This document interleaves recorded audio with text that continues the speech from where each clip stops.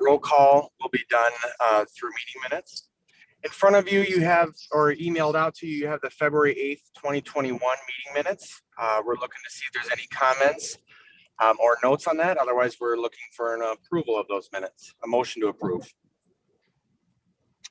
Ritzel motion to approve the minutes of February 2021. Jankowski will second. All in favor? Aye. All opposed? Motion carries.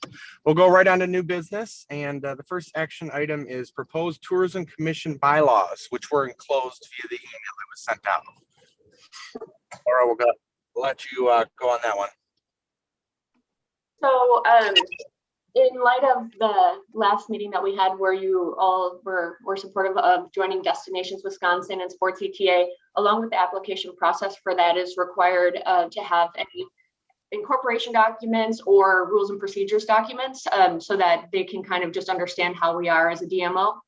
So I worked with Doug and with Melissa to make sure that all edits were made that were appropriate to how we do business.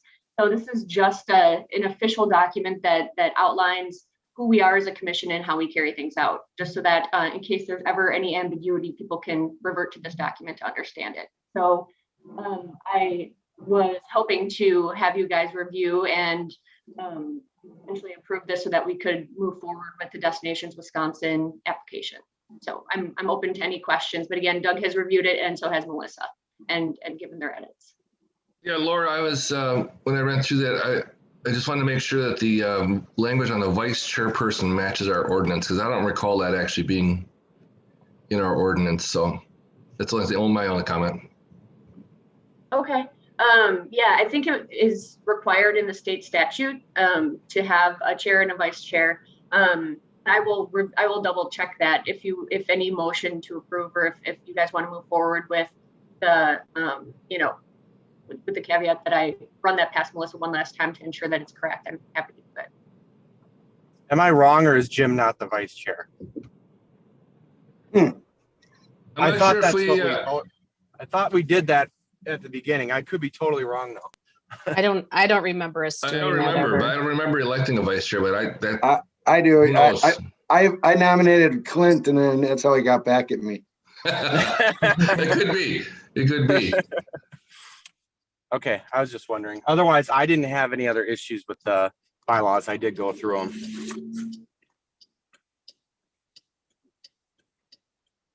And there was one other thing on the, I don't remember where it was. I know it was on the mandate of the commission itself with kind of the extent along the lines that its only purpose was room night marketing or room night support, and I know that's not the way we typically run it, so I'm not sure if that's codified that way or not, but that's the only other thing I would have Melissa check out on that. Yeah, I think again that language stems from the state statute where it says it's reasonably, reasonable to understand that it would procure room nights to, perpetuate the hotel tax fund. I believe it's some version of that language that I think is in there, but I will definitely pass it by Melissa one more time to be sure. And I just brought up the agenda and the minutes from the December 6, 2016 meeting, and there was an election of a chairperson and an election of a vice chairperson on that agenda and minutes. Oh, good. Problem solved there. Nice. Jim, you better add that to your LinkedIn profile. Your resume has been bolstered.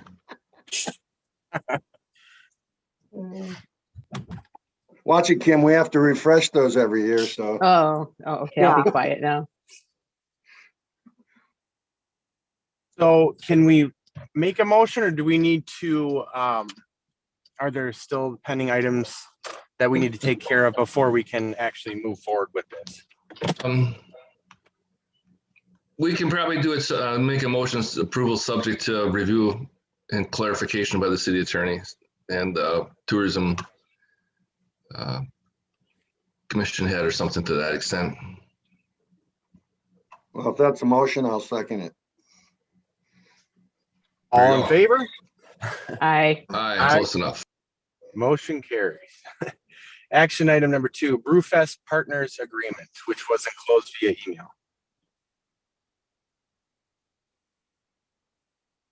Okay, so to address this one in particular, so of the 3 items that are up for approval with regard to the agreements, this one in particular is a little bit messy. It was the one that was delivered to me by the, obviously by the vendor, so I didn't have the ability to edit this. However, I did pass it by Melissa, and she gave me some language that would be helpful in moving forward with this, should you guys see the benefit in doing that. So like, for example, there's multiple times in here that you could see that it was copied and pasted from another contract with another entity or another destination. So like there's Kenosha in there, there's like Porter County in there. So obviously it's not a clean document just yet, but in reviewing it, I had talked with Melissa this morning, and she had recommended this particular verbiage. If you guys wanted to move forward, it would say motion approving proposal from Brewfest Partners for Oak Creek Beer Garden and authorizing tourism and business relations manager to finalize an agreement, including any necessary accompanying documents. So what we talked about this morning was that there's nothing in here that's a big red flag. It's just definitely not ready to be approved as is. So if anybody has any specific questions regarding that, I know that that Ken, you emailed me about a couple of things. So I'm happy to kind of talk through them with you and receive the feedback. And then obviously, if you guys wanted to make a motion with that language that Melissa suggested, then she and I would move forward to make sure that we had any accompanying documents that would keep us clear from any future liability. And then also we would make sure that obviously all of those typos and things were cleaned up before moving forward. Well, Laura, this is Doug, and I apologize, my camera's not working this morning for some reason. But can you just kind of briefly talk to the commission about the genesis of how this came to be? Because this is a departure from the way we have been doing things in the previous couple of years. Yeah, for sure. So obviously the previous couple of years, I think many of you were hands-on involved in the management of the Oak Creek Beer Garden. Is very much responsibility of the city to procure all of the cost of goods sold and all of those sorts of things and manage the event yourselves. So I thought in the interest of saving time, this would be a really good way to go, at least temporarily, until we are to determine what we want to do for a permanent beer garden. This is Brewfest Partners basically is a management company that, as you probably reviewed in the document, provides all of the furniture, cost of goods sold, all the fronting of the dollars, and then obviously provides the event management services, the furniture, et cetera. So it takes a lot of the hands-on work out of it for us. And it's relatively inexpensive to partner with them. So if you probably saw, there's a $800 fee per event, which, you know, we easily make back. We're in charge of advertising, so we can do $0 in advertising, or we can do as much as we want. So that one's in our hands with the backing of what they do organically on social and stuff like that. And then, you know, any entertainment would be also in our hands. So in my estimation, each of these events will cost us about $2,500. And by the estimation of the 30% that we get to keep of the net, I would anticipate that we would make at least $1,000 per event. So really what it exhausts us is some volunteers, which I think we're already used to. But it takes a lot of accounting measures out of it. Obviously, there's systems of checks and balances. We ensure everything's correct, but it really takes a lot of the work out of it for us. And then it allows us to kind of just add our personality to it however we want to. And again, it's seen as kind of a layover situation until we get something permanent in place. Is there a time of the essence on this, that we can't go through the final document and see it, or do we need to get this done fast? Well, I guess it depends. I mean, I can certainly work around it if you wanted to table it and wait until there was a final document to approve. The only thing that really halts is the ability to say that specific dates are in stone, and then therefore obviously getting calendar of events out and starting to promote. So time is of the essence to get ahead of that, especially if we're going to be marketing to outside of the area versus just ourselves. And then Yeah, and also that with regard to sponsorships, which is a discussion item later, we're trying to put together our piece of collateral that we go to businesses with to garner sponsorships for the year so that we can make our events bigger and better. So if there were any urgency tied to it, it's just the collateral pieces and getting the dates in stone. I can plan behind it. That's not a problem, but it would be the only urgency points. Okay. Hey Laura, Doug, how much income were we bringing in from the beer gardens in the past? I thought it was, $8,000. I mean, what will be the difference between this setup and that setup? Well, the way I see it, if $8,000 was approximately what you brought in per beer garden or per event or whatever, I would anticipate conservatively, because there was an enclosed proposed budget, so to speak, in there. And so their top line revenue was extremely conservative. He said it's not uncommon to see 3 times that, but he didn't want to have us sign on to an agreement with expectations up here and then potentially delivery down here, weather pending, et cetera, Mhm. So the conservative estimate gives us about 30, just over 3,000, between 3,000 and 4,000 per event. But he said it's not necessarily a realistic conservative number. He just really pared it down. So my assumption is top line will bring in about 4,000 to 10,000, depending on obviously how well traveled the event is. Laura, I just have a few questions about the contract itself, and you can certainly, I'm sorry for the feedback here, I'm not sure what's going on. And it said that they provide a setup and teardown manager, and then in the next line it says the client shall be responsible for managing the setup, teardown, and cleanup. That just seemed to be an inconsistency. Also, I'm a little bit concerned about Section 6 under event merchandise and vendor fees. Says that the use of the client's control on merchandise is prohibited. I mean, I think we've started to bring in an event, and I think we'd love to at least keep our brand center as part of that event. Yeah, so that's one of the luxuries of doing it yourself, right? Is that you get to brand it and you get to own it and you get to keep it. So there is a difference there. You bet that this, and we have to be really careful. I sent an email to Ken earlier when he questioned something similar with intellectual property circumstance.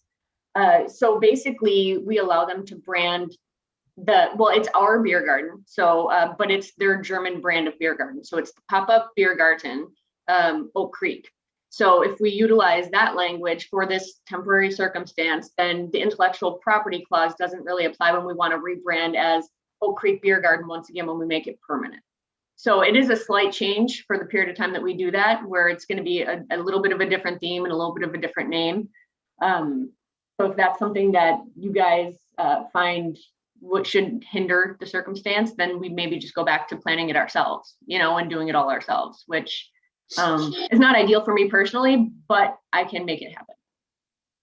Yeah, I'm not suggesting that that's the case, but I think, we've certainly developed this brand and to kind of just totally, not totally, but to put it in somebody else's hands without having any input on that concerns me a little bit.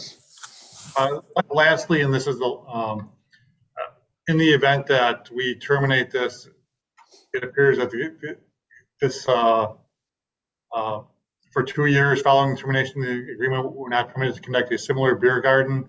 I'm assuming that means a very specific targeted beer garden with German beer, blah, blah, blah. It's not that we can't have a beer garden. Is that correct?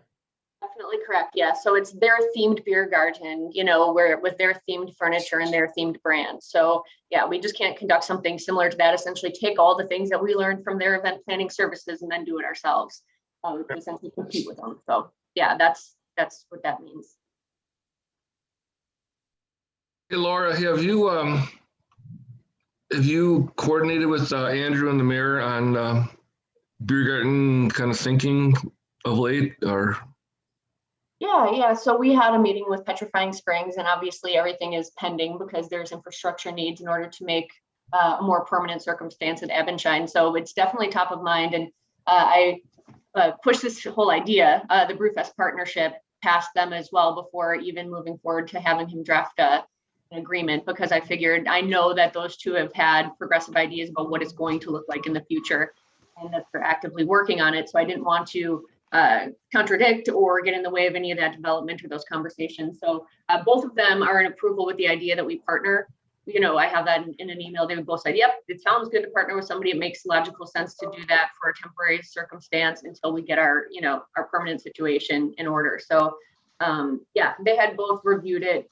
Probably if they fine tooth comb read it, they'd agree that it's a sloppy contract and that it needs to be edited a little bit or a lot, depending on how Melissa sees fit in our conversations. But yeah, they are in favor of this as a temporary circumstance. Okay, thanks. Mhm.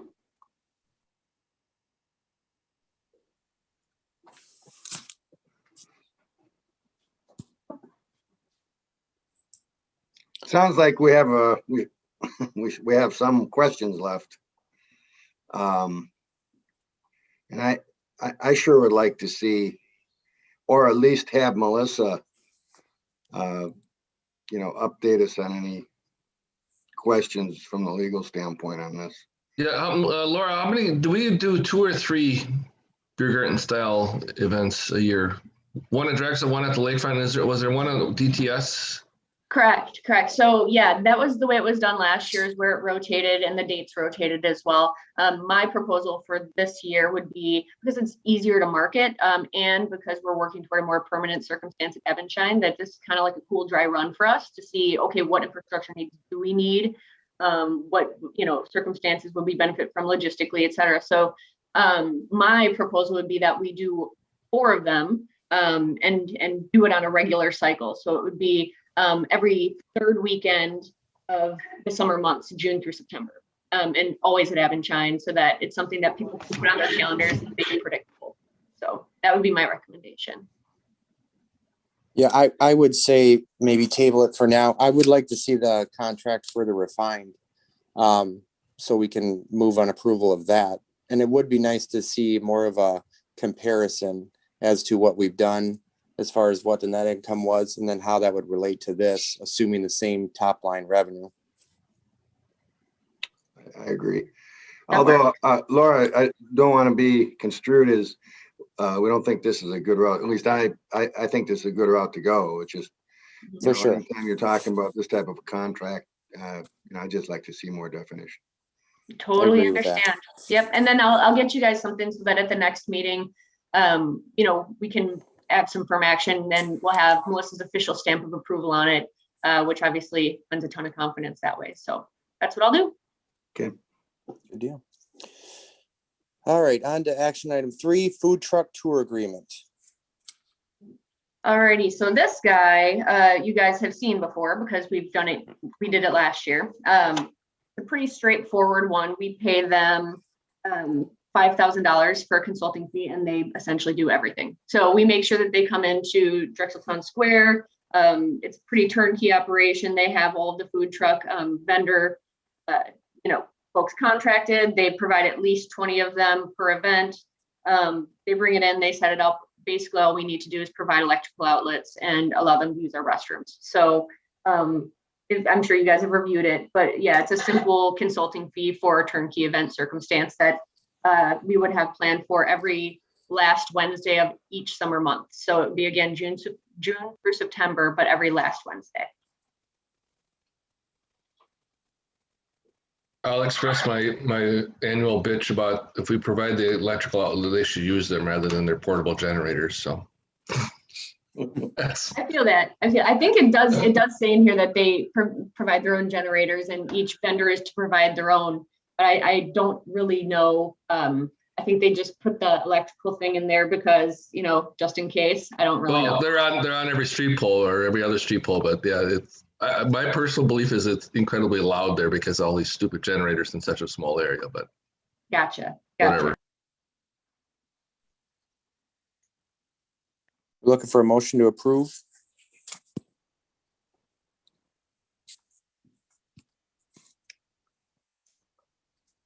I'll make a motion to approve the food truck tour agreement as presented. Ritzel, second. Mhm. All in favor? Aye. All right, all opposed? Motion carries. Action item 4, Pure Pups agreement, which is also enclosed. This one is also not new to you guys. It's the same contract we signed for last year. Obviously dates changed. And our weekend for this one will be, if approved, the July 23rd through 24th. So it's similar weekend to last year. And it's a simple $2,500 for turnkey setup once again. So yeah, it's a good one pager, and you guys have definitely seen it before. So if you have any questions, I'm happy to answer them.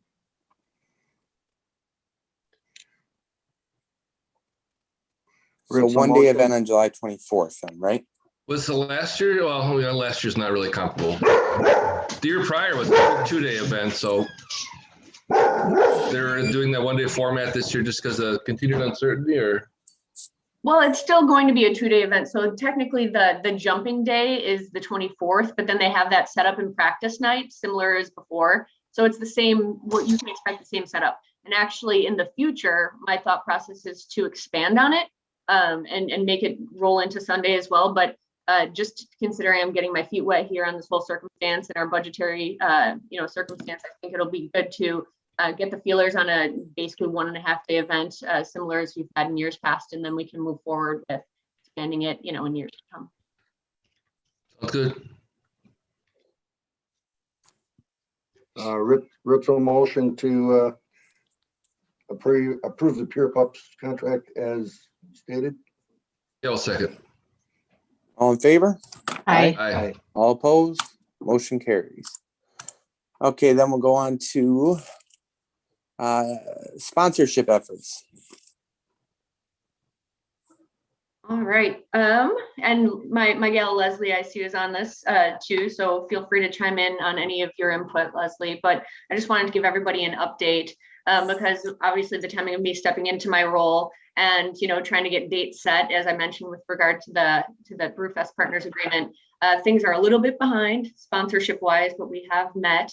By we, I mean myself and Leslie. Dawn and Carolyn have all met, and we've decided on a process for sponsorships, and there has been progress with that, but again, we're waiting on the collateral to make sure that we have it all, something to present.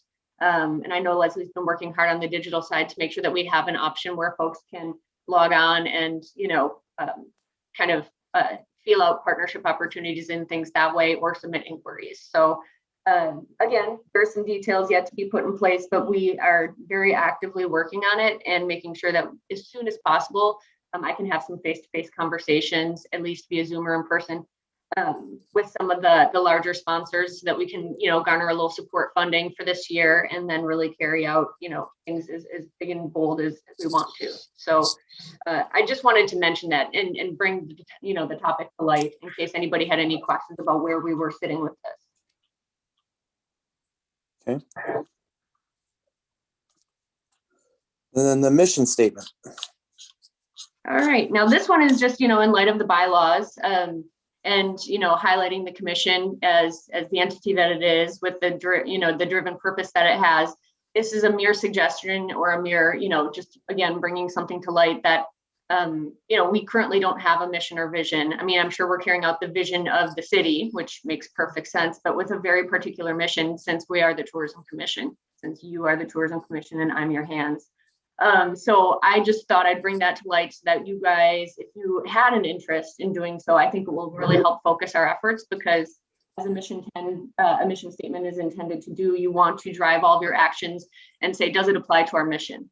And I think it'll really give us a ton of direction moving forward as we shape things and grow tourism. So it's just my thought that it really helps to drive efforts in a singular direction, make sure everyone's rowing in the same direction. So I just thought I'd bring it to light and see if that's something you guys would be interested in drafting. And if so, I don't know, maybe facilitating a way for that to happen.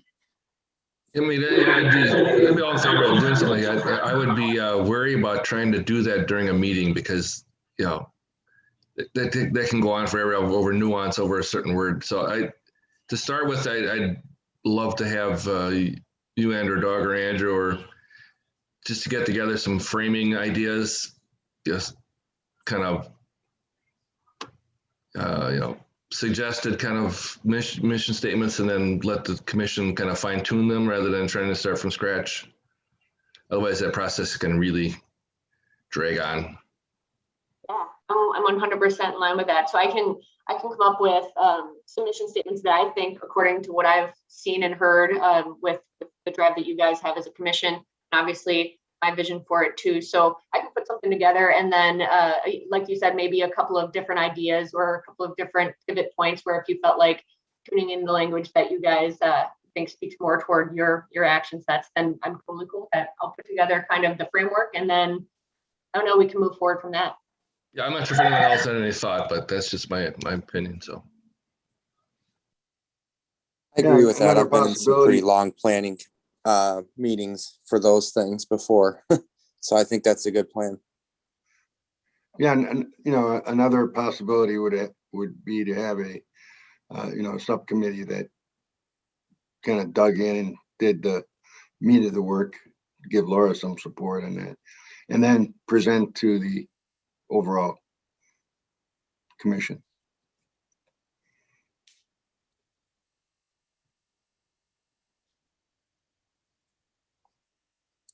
Okay.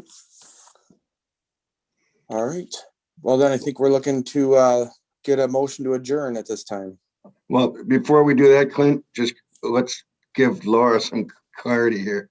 So on this issue of the mission statement. So, what are we agreeing on? So do you want to make a motion to, I don't even know if we need to create a subcommittee, or do we just say, Jim, you want to work on it with them or somebody, see who else is interested? That's fine. I don't think we need to, I agree. I don't think we need to do a resolution on this, but yeah, I'd be happy to help Laura. Obviously we need some city participation as well. So if the group agrees that a subcommittee will work on it and then present, I'm fine with that, and I would help. Otherwise, we can just have Laura and Doug and Andrew go at it and do the same thing. Either way, I'd be happy to participate. Okay. So it's up to you, Laura, to put together a group then. I'll put together a bunch of language, and then I'll certainly include Doug, Andrew, if desired, and then you, Jim, and we can get together and come up with something to present for next month. Sounds great.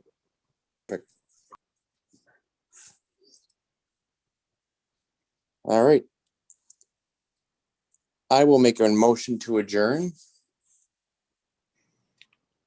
I would. Okay, Very go good. ahead, Kim. I'll second it. Thank you. All right. All in favor? Aye. Aye. All opposed? Motion carries. Have a great day, everyone. Thanks, everyone. Everyone. See ya.